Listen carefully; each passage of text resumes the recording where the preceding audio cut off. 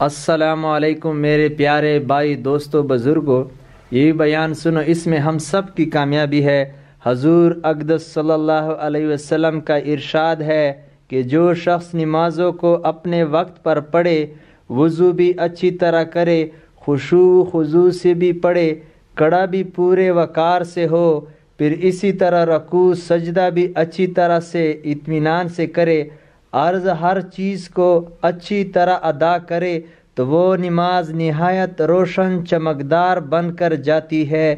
اور نمازی کو دعا دیتی ہے کہ اللہ تعالی شانہ تیری بھی ایسی ہی حفاظت کرے جیسے تو نے میری حفاظت کی۔ اور جو شخص نماز کو بری طرح پڑھے، وقت کو بھی ٹال دے، وضو بھی اچھی طرح نہ کرے، رکوع سجدہ بھی اچھی طرح نہ کرے، تو وہ نماز بری صورت سے سیاہ رنگ میں بدعا دیتی ہوئی جاتی ہے کہ اللہ تعالیٰ تجھے بھی ایسا ہی برباد کرے جیسا تو نے مجھے ضائع کیا۔ اس کے بعد وہ نماز پرانے کپڑے کی طرح سے لپیٹ کر نمازی کے منہ پر مار دی جاتی ہے۔ حضور اقدس صلی اللہ علیہ وسلم کا ارشاد ہے، جو شخص نمازوں کو اپنے وقت پر پڑھے،